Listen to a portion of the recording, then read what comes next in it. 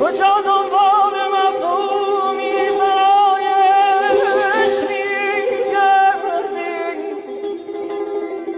کجا دنبال مفهومی برای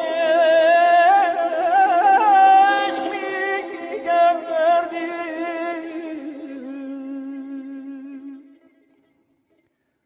که من این واژه را که من